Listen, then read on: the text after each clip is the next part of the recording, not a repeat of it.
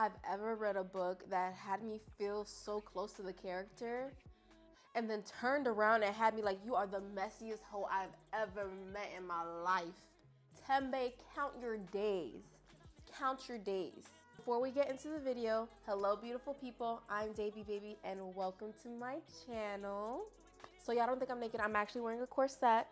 I know it looks a little deceiving, but it's a cute little outfit. And for those of you who are kind of new here are my locks. I just colored them like a week or two ago. I'm really feeling the orange. They gave me a little updo moment. It's like, ugh, I'm really falling in love with my journey. Chances are this is not your first time being on my channel. So since you're already so comfortable, you might as well go ahead and subscribe. Don't forget to click the notification button, click the like button. That way you guys don't miss out when I post new videos. Like I've said in previous videos, some of you might be here for beauty content. I'm still giving beauty content. I'm just doing it more on Instagram and TikTok. So if that is something you do care to see, you can go check my TikTok at Afrodaybeac1, I believe it's called. And then you just check my regular Instagram at Afrodaybeac if you want to see beauty content. I'll still be posting beauty content here and there on my YouTube, but right now I'm really focused on just like book club. Like this is gonna be a cute time because like book club is really what I want to focus on. I feel like it's a cute little journey, it's a cute little segue, it's a cute little moment. So if you are interested in being a part of the book club, go ahead and subscribe. So as you guys can tell by the title of this video, today I'm going to be reviewing the book Homebodies by Tembe Denton Hurst. First of all, this cover is so cute. I love a lot of the covers of the books I've been getting lately. They're very colorful. Like a lot of the books lately have been super colorful. They've been singing summer to me, even though it's like winter, but I'm like, I love the colors, just getting me in the mood. And guys, if you watched my last video, I talked about how I wanted to get into annotating. I'm not annotating that much, but you know, we got our little tabs in the book for moments that had me like, oh my God, or I felt like this was a very turning point in the book. So let's get into it. So this book is all over Book Talk. It's another one of those books where it talks about like if you're in your 20s and you're trying to figure things out. I think I just got a lot of books like that. I don't know. It's maybe just that's what's coming on my For You page. The girls are raving about the book. They're raving about this book. Like I was in the comments and they were just like, once they put this on the list, you know it's gonna be a good book haul. I'm like, okay. What are y'all talking about? I had no idea where this book was gonna take me, and I loved it. I loved it shockingly. It's like it was I don't want to say it was a slow build. Towards the beginning, I was like, I don't know where they're going with this. By the end of chapter 1, you're like, oh, okay, that's the time we on. I've also seen this on every single black girl who reads page, like on TikTok. I've seen a couple of it. I've seen it a couple times on Instagram, so that let me know it's like, okay, maybe this really is a book that I need to pick up. This book put so many questions in my head while I was reading. Like I'm always like, what happens next? What happened next? What happened? Why would she do that? It's like she messy. What is going on? Da, da, da, da. That's how I felt so much in the book. So it kept you reading, and even down to the end of the book. When I tell you, I read this thing cover to cover. Read this book cover to cover. Like no, not a page was left unturned. I got to the end in the acknowledgments, and I was just like, wait, this is the end? Like, I'm wondering if there's gonna be a book, a sequel or something, because the ending just had me like, I want more. Like, what the hell? Like, I even went on like TikTok and Instagram to get some answers. Like, maybe there was something I missed in the book, because I need answers. Like, that's how good this book is. I'm like, I want answers. I want answers. I want more. I want more. Like I said, Tembe, count your days. Count your days. The book is also told from the black queer perspective, so there is still so much figuring out in this book, and it's just like, I love this. Let me go ahead and read the synopsis for you guys so you can get an idea of what it's about. So it says, Mickey Hayward dreams of writing stories that matter. She has a flashy media job that makes her feel successful and a devoted girlfriend who takes care of her when she comes home exhausted and demoralized. It's not all A-list media parties and steamy romance, but Mickey's on her way, and is far from the messy life she left behind in Maryland. Despite being overlooked and mistreated at work, everything finally seems to be falling into place, until she finds out she's being replaced. I'm gonna pause right here. Y'all, I feel like all of this happens within like the first chapter. If not the first chapter, first 2 chapters. Like, girl already fired. So that already lets you know it's like, whoa, like it's already it's already getting to a big dip in the beginning of the book. Distraught and enraged, Mickey fires back with a detailed letter outlining the racism she's endured as a black woman in media, certain it will change the world for the better. But when her letter is met with overwhelming silence, Mickey is set into a tailspin of self-doubt. Forced to reckon with just how fragile her life is, including the uncertainty of her relationship, she flees to the last place she ever dreamed she would run to, her hometown, desperate for a break from her troubles. Back home, Mickey is seduced by the simplicity of her old life and the flirtation of a former flame. Hate that hoe. I'm gonna just start from right there. Hate that hoe. That old flip, hate her. Granted, I end up hating Mickey a little bit because of her too, but hate that hoe. But the life she left behind in New York refuses to be forgotten. When a media scandal catapults Mickey's forgotten letter into the public zeitgeist, y'all know the word, I don't know the word. Suddenly everyone wants to hear what Mickey has to say. It's what she's always wanted, isn't it? Insightful, funny, and deeply sexy, Homebodies is a testament to those trying to be heard and loved in a world that refuses to make space and introduces a standout new writer. Now, I kind of want to know more. I wish I was in a place where I can actually like meet the author and ask her questions about the book, because like it's interesting when I see writers write about writers, because I'm like, hey, how close is this to home? And I believe Tembe, I believe she is queer, so I'm wondering, it's like, girl, how close? And she is black, obviously. How close is this to home? Like, are we giving fake names? Is this a little close to, is this you, girl? But I don't know. So like the synopsis says, from get-go, Mickey loses her job, and I can tell from her losing her job, you can tell like her world is like spinning. And it's like, okay, her world was spinning even before she lost a job, but now that she's lost a job, she's just like, girl, what the, it's based on, it's rooted in racism. You can tell it's rooted in racism, because no matter how hard she tries, no matter how much work she does, it's never enough, and they're still piling more work onto her, but they're not doing the same to her counterparts. I feel like we can constantly tell the story, we can constantly feel the story a million times, but once she no longer has this job at her original company, writing company or whatever, she falls deeper. I feel like she was probably already in a depression, but she falls deeper into the depression because she now feels like she was pushing through for a greater cause or to move forward in her writing career just for it to still suck. And now she doesn't know what to do, and now she feels like no one is there for her. She doesn't know where to turn. And also, her girlfriend, Lex, short for Lennox, things are actually looking up for her. But she doesn't even tell her things are looking up for her, because she feels like she's not in a place to tell her, given that her baby girl is going through it. But it's to the point, it's like, okay, there's so much. Tell me why in the book, Lex, she gets a promotion or something at her job, right? Mickey doesn't know that she gets a promotion. And she doesn't find out that she got a promotion until they're at Lex's mom's house, who's throwing a party for Lex for the promotion that she didn't even know about. And it's like, yo, and then it's like, first of all, there's so much tea. Lex's mom does not like Mickey. And it's because she's not a fan of them being lesbians. It's like, that's what it is. But then, now girl don't got a job. She's like, oh, I will not let you be a lesbian and with a brokey. I'm sorry. I can't take it.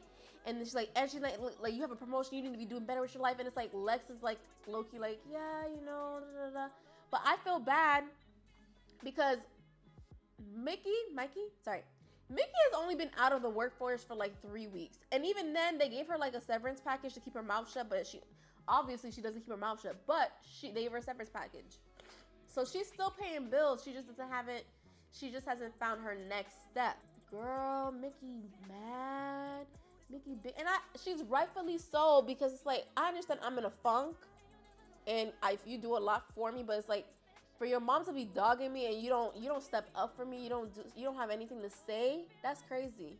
That's real crazy.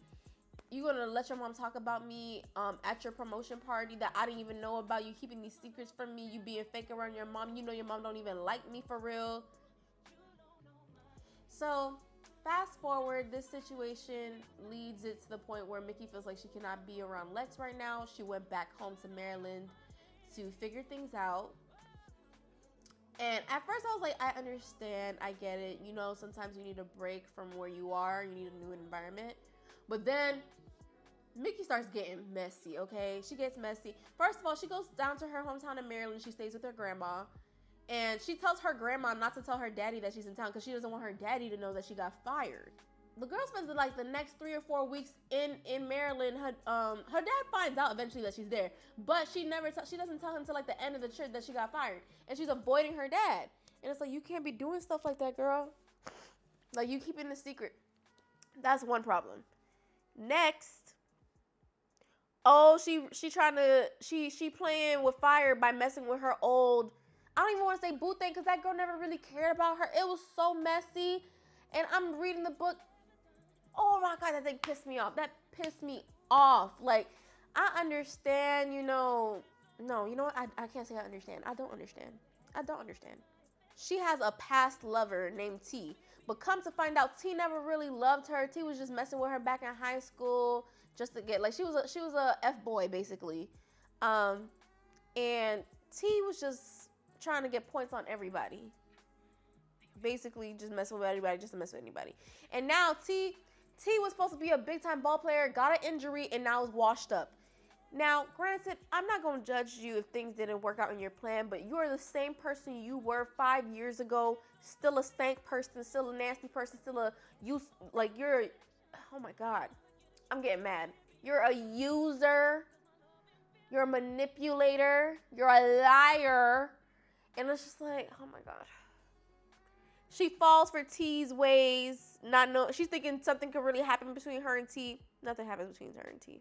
Come to find out at the end, T has a girlfriend, which one of Mickey's hometown friends told her about, but she didn't listen. She's like, Come to find out, the girl has a whole girlfriend. And then what pisses me off really bad, Mickey slept with T. Like hours before she finds out about, like, sees the actual girlfriend. And then she's playing along with, oh yeah, we haven't seen each other. Girl, I would have been so messy. It's not even funny. Granted, I know it's not the girlfriend's fault, but I'm gonna make T look bad. And I need the girlfriend to know. Like, she just played along with it as if she didn't know T, like, they wasn't messing each other. Like, she wasn't just doing what she was doing with T hours before. My thing is, I would be like, even if you're gonna act like that, girl, send a little Instagram message, something. Because she's gonna know. She's gonna know that this girl's a liar, a cheater, and a fraud. Next, what makes me upset on that, so Lex comes back for Mickey eventually because she gets, oh my God, let me backtrack. This is so much going on. So in the midst of Mickey's anger, she writes a letter talking about her experience in being Black in the workspace. Nobody cares for this letter. Maybe 4 people retweet it and no one pays any mind to it. And that really hurts Mickey because a lot of the Black people in media that she knows basically ignored her. They had nothing to say about her letter. They act like they didn't see it. She then starts to doubt herself because she's like, maybe I shouldn't have put this out. Maybe I'm not a great writer the way I thought I was. There's not a place for me. Where do I go? She's just confused on what is her next. And I can definitely see where that comes from. Especially being in your 20s, like setting yourself up for a career. You're just like, when that falls through, you're just like, what the hell do I do now? What do I do now? And so girl's spiraling. Like, it's very evident that she is spiraling. She doesn't know what to do. She's not showering. She's she's just going through it. But fast forward to the end. Her Twitter post of that letter about how she's treated in the industry goes viral. It goes viral, and all of a sudden, every person sees it. Every person in media is sharing it. Oh my God, you girl, great. That has nothing to do with the plot as a whole, but it's like, I just need y'all to know people were ignoring her, and now they want to play in her face. Oh my God, the letter is great. I sent it directly to you, baby, and you said nothing. But Because of this letter going viral, she then gets traction where people want her to be on their television shows and like talk about her experience and be an advocate on how we can be more inclusive and more diverse in spaces. And she's like, dude, I don't want to be the token person. It's like, either you're going to be the token person or you're going to get washed up as still the person who doesn't have the job. Either way, I think it's better for you to be an advocate on inclusion and diversity. That's kind of how the story ends, but there's a bunch of details in between. Although the book is written in third person, you can get the perspective of Mickey, and that's the main perspective that you see, but it constantly does put you in a questioning state of what is going on with other people. Because now, I can't tell you how many times I was in this book, like, what's going on with Lex? What's happening to Lex? Where is Lex? I haven't heard about Lex in 14 chapters, you know? But that's also what I didn't like, because at the end, now I'm still wondering, girl, what happened to my girl Lex? I would love to hear this from the perspective of Lex. Another thing I can appreciate is that I can see both sides of Mickey, in the sense that there are times like I feel her so much. I feel her so much. Like, you're trying to figure it out and you don't know what to do. You feel like you're drowning, you're clawing your way. You're just like, what is going on? This doesn't make sense. How did I get here? And you feel bad for her. You genuinely feel bad for her. And you want nothing but good things to happen to her. But then you literally see she's the one causing the problem. Like, she is the drama. And it's like, girl, you're the drama. You're the drama. And it's like, you can't help but keep reading, but you're like, oh my God, this girl is so messy. This girl is so messy. And you're like, what the hell? And it's like, you're not helping the situation. And it's funny because there's times she's talking about herself or talking to herself in her head, and she's basically making an excuse to a person, and she can tell how the person's gonna react before then. Like, she's already thinking ahead, and she's being very anxious she's being very anxious in how she thinks, and she has the right to do that because this girl's lying literally like 3/4 of the book. It's funny because she can see the fault in her ways, but she's still gonna act on her fault. Like, no matter how bad she knows it is, she's still gonna do what she wants to do. And I feel like that's a very human thing. I've seen it so often where it's like, people gonna do what they want to do. You can know the consequences. You can know if something bad's gonna happen. You're gonna do what you want to do. Like I said, there are so many times where you truly do feel for Mickey. Like, in the situation with her and Lex's mother, where her mother feels comfortable talking badly about her and Lex does not defend her, or that you're going through this up and down of your partner having to pretend to be someone to make someone else comfortable. You can see how that makes her uncomfortable, but at the same time, it's like, then she spends the rest of the book being somebody she's not, trying to make other people comfortable, lying about her still having a job. So I'm like, girl, who are you fooling? Who are you fooling? But then you have to really sit with yourself and be like,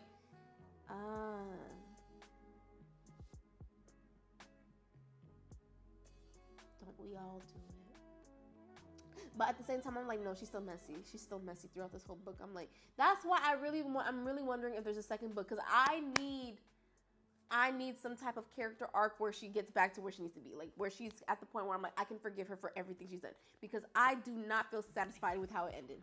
Another piece of this book that I love is that it's not only just Mickey's life, and it's not only her life in relation to Lex, her partner, but it also talks about her relationship with her father, her relationship with her grandmother, her relationship with her past lover, and specifically one that was very interesting but short was her relationship with her mother. And I feel like because of her mother, there's like, it's very evident, because of Mickey's mother not being present for her and not being active in her life, and basically in her mind, she left her. There are so many emotions that Mickey has not dealt with and she refuses to deal with. Like, I feel like both her and Lex refused to confront things. They don't like confronting things. Instead, it's like, it seems like it was giving the energy of, let's just not be mad at each other anymore, but it never really solves the issue. And I feel like part of that stems from her childhood, where there was this one line and like this whole section about her mother that just touched me, and I was like, this is so sad. In the section, Mickey is talking about her mother and her dad finally deciding that they're going to be divorced and how they're going to go about the divorce. In the divorce, Mickey's mom decides she's going to leave. And most people say it's understood, like, if a mother and father split up, most likely the child is going to be with the mother. If it has to be with one parent, it's going to be with the mother. They decided it's probably best that Mickey stays with her dad. And then I think they asked Mickey, like, hey, how would you feel about this? But basically, they already said she's going to stay with her dad. But they're like, you know, the choice is yours. But it's like, Mickey can feel that her mother wants her, well, in her mind, her mother wants her to stay with her dad. Her mother wants to be free. And it's like, dang, it's sad, but I get it.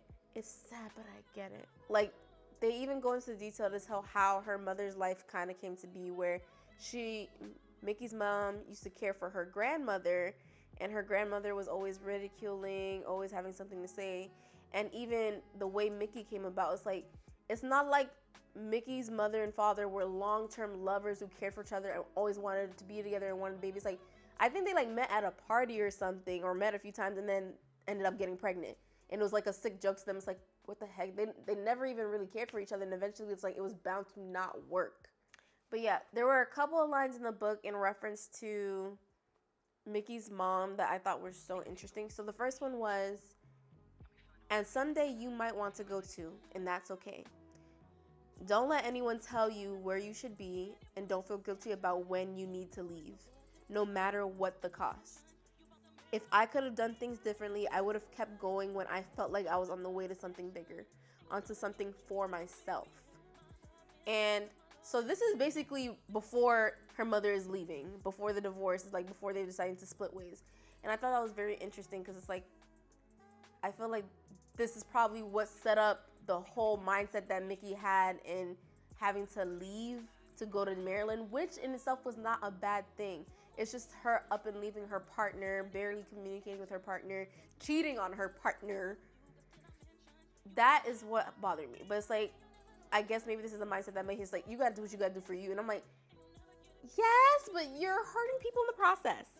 There's a way to do what you need to do for you and like not necessarily hurt people in the process, I believe. Like, you can't satisfy everyone, but you ain't have to hurt that girl. And then the next line that spoke to me, like literally on the next page, her mother's name is Sylvia. Backtrack, just let you know. It goes, Sylvia had just been excited to get free, and Mickey knew how good freedom could feel. She understood now why someone with everything to lose might still choose to walk away. And I was just like, oh, that's sad. Like, it's so sad. Like, to think of, that's the thought you have in reference to your mother. Like, you could have everything, but you still choose to walk away. It's like, baby, I guess you never really know what's on the other side. And sometimes, like, there's some things you can't backtrack on, but it's just like, that's so sad. Another thing that I thought was interesting, like, the idea of racism and microaggressions throughout the book, because there's a little tidbit between Mickey and her dad where I guess she finally tells her dad, like, she's been fired, and she's telling them, like, basically, like, the letter she wrote and about how her job was racist to her. Basically, there was things of racism and there was, like, things of microaggressions. And he's like, I don't understand, like, what was the issue? Like, basically, she's telling him the microaggression she dealt with, and he's like, I don't see why that was such a big deal. You get to work, you get to pay your bills. There's just some things you gotta stick it out. And I just thought that was very interesting because in this day and age, it's like, I feel like the younger generation is like, I don't want to put up with this. And the older generation is like, it's always been this way. It's always going to be this way. As long as you can pay your bills, people are not actually blatantly racist towards you or like hurting you. You should be able to stick it out. That's the problem with you kids. Da, da, da. I did not like his tone. I did not like his, like, I understood his perspective. And when I say I understand, I don't agree. But from an older person's perspective, you want to survive, baby. You want to survive. And I get that. But I feel like our generation now is like, I don't want to just survive. At least that's what they're saying. I don't want to just survive. I want more. I want to be treated like a human being. I don't like being in places that I don't feel safe. I don't feel comfortable. I don't feel respected. And that is valid. Now, there was another tidbit that was super interesting. And I feel like it goes back into making Mickey more human and like more realistic, in the sense that there are so many times where you feel bad for her, but then there are times where you're like, you're an a-hole. you seem like an a-hole. So she, like I said, she doesn't really see her father. She purposely avoids her father. And I think the woman is her stepmother. If not her stepmother, it's the dad's baby mama. They have a baby named Boo, which is Mickey's brother. Half brother, whatever you want to say. And there's a section where the dad is making conversation with Mickey and then just asking, how are you? She's good, small conversation. And then he starts to talk about the brother, in the sense that, oh, he's learning how to tie his shoes now. He's just making conversation. And Mickey gets agitated. It's like, why do people feel the need to tell me stuff about everything about a baby like it's interesting? And it's like, I thought that was so rude. Like, granted, if there's one person who hates small talk, it's me. I can't stand small talk. But it's like, your dad is telling you about your brother, and this is a happy moment in his life, and you can't even be happy that he's happy, to have a small thing to be happy about, if that makes sense. Your dad is taking pleasure in the small things of raising a child, and you're like, why is everything about a baby so interesting to you? And it's like, you are such a bitter person right now. Like, it was getting to a point where you're like, yeah, she's not a happy girl, and I don't like the way she's treating people.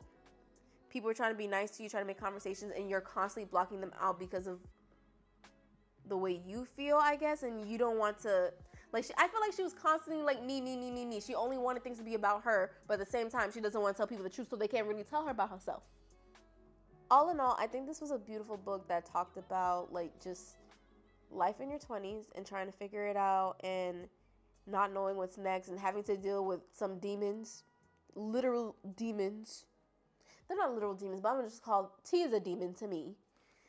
Deal with some demons in the past, having to think about your past before you can move forward in the future, even if you don't notice it.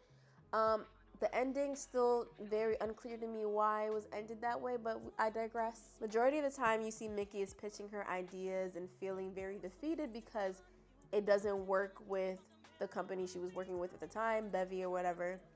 And then she puts out that letter, and then she's like, maybe maybe I'm just not a good writer. Maybe this stuff doesn't connect with people. It's like, this is what you care about.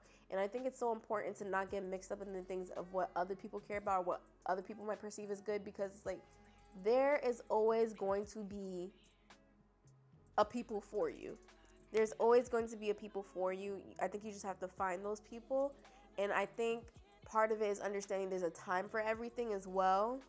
There's so many lessons in this book. There's a time for everything. There's no reason for you to judge people for where they are. And I say that because in the book, it talks about Mickey's friend Jasmine, who stayed back home, but she had a baby with this man named Q.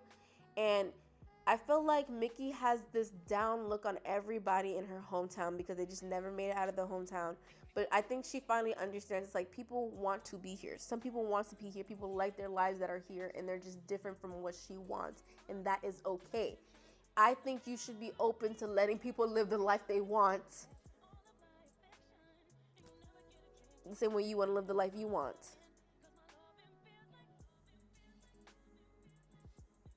Not everybody is going to go on the same path, and it's like, that's okay. Also, back to the conversation of race. I feel like this message is really important in the sense that it ties to go where you're celebrated and appreciated, not where you're tolerated. And even there's some places you won't even be tolerated, but baby, go where you're celebrated. Go where you feel true to yourself, true to your core. And I feel like this book did a very good description. Like, granted, this is not going to happen to everybody where you put your truth out and then you get every media deal in the book. But I feel like it's a very good portrayal of, like, please just stay true to yourself. Like, people might be pushing you down, but you know in your heart, this is what the world deserves to see. This is what I can give to the world, and I'm going to give it to the world. I would definitely recommend this as a book club read. Like, if you actually have a book club, or if you just want to read it yourself, go ahead and pick this up, girly. Let me know if you guys did read it. Chances are y'all did read it. I feel like so many people have read this based on what I'm seeing on TikTok and Instagram. Tell me how you felt about it. Tell me how much you hate tea, because I ain't no way in hell y'all don't hate tea. Ain't no way in hell y'all don't hate tea. I know I do. But Mickey was wrong too. So make sure you guys are subscribed and that you are notified, because I will be posting another book review within the next 2 weeks. So be on the lookout for that. I appreciate you guys staying through to the whole video, and I hope you enjoyed it. So thank you guys for tuning in, and I'll see you next time. Bye.